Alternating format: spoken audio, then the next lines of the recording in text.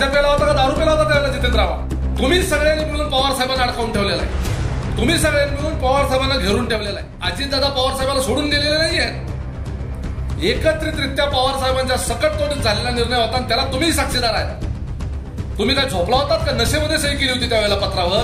भारतीय जनता पार्टीच्या सोबत सरकारमध्ये जाण्याच्या करता सही करणाऱ्यामध्ये जितेंद्र आव्हाड पण होते ना. गांजा प्याला होता का दारू प्याला होता त्यावेळेला जितेंद्र आव्हाड? सही करताना त्यावेळेला नाही लाज वाटली, त्यावेळेला नाही पुरोगामीत्व आठवलं, त्यावेळेला नाही पवार साहेबांच्या तब्येतीची काळजी वाटली.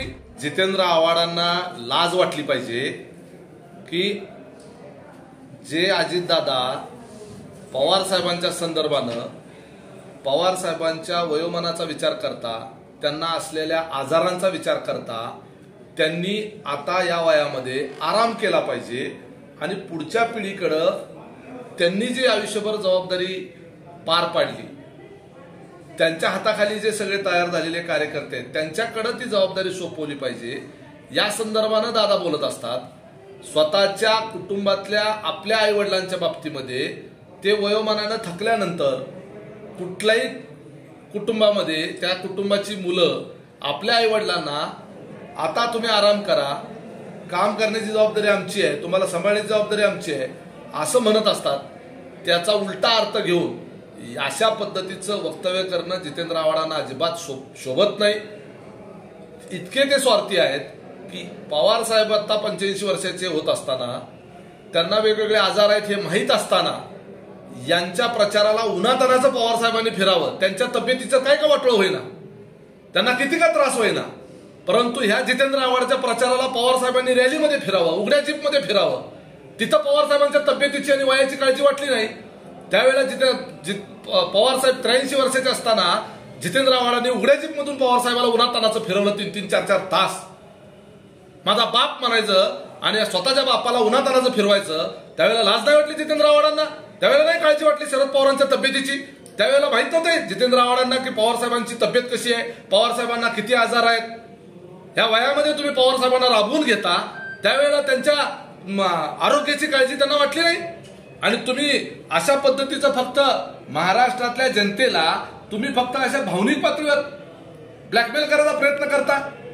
अजित पवार शरद पवारांच्या मृत्यूची वाट पाहत असतात. तुम्ही पवारांच्या कुटुंबातले, अजित पवार पवारांच्या कुटुंबातले आहेत. पितृतुल्य त्यांचंही त्यांच्यावर प्रेम आहे. तुम्ही सगळ्यांनी मिळून पवार साहेबांना अडकावून ठेवलेला आहे. तुम्ही सगळ्यांनी मिळून पवार साहेबांना घेरून ठेवलेला आहे.